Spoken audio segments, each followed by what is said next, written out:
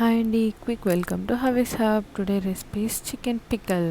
First chicken నీట్గా salt and పసుపుతో కడిగి పక్కన పెట్టేసుకొని చెప్తా. నెక్స్ట్ ఇంట్లో ఏ బిర్యానీ మసాలా ఉంటే తీసేసుకోండి.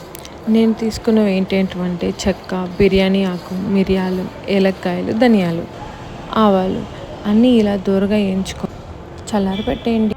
అల్లం తెల్లగడ్డ పీల్ ఆఫ్ చేసేసుకొని ఒక పేస్ట్ లాగా చేసేసి పక్కన పెట్టేసుకుందాం.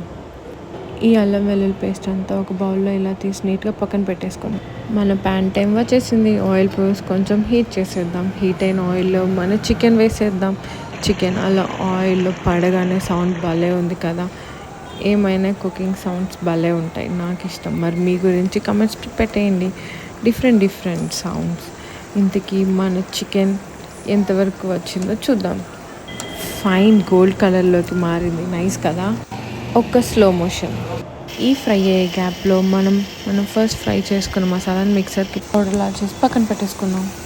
మన చికెన్ చూసారా, ఇంకా గోల్డిష్ కలర్లోకి మారింది. జస్ట్ లైక్ పకోడాలా ఉంది కదా. యా, గోల్డ్ కలర్లో, వెరీ నైస్.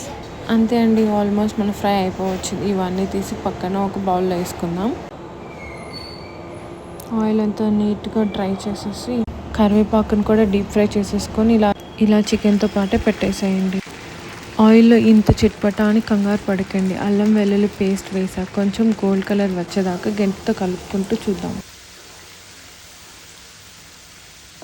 చూసారా, మన అల్లం గోల్డ్ కలర్లోకి మారింది. Wow, nice.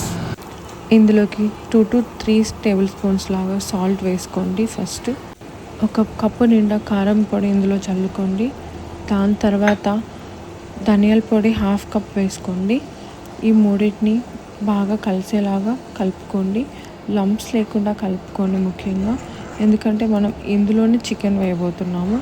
ఆ చికెన్ బాగా మిక్స్ అయిపోవాలి ఇందులోకి. లైక్ 2 to 3 minutes వీటిని కుక్ చేయండి. సో దట్ చికెన్ కొంచెం సాఫ్ట్ అవుతుంది. బికాస్ ఫ్రై చేసాం కదా, అది చాలా హార్డ్గా ఉంటుంది.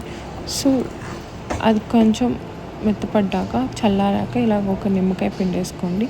సో దట్ మోర్ టేస్ట్ ఇస్తుంది.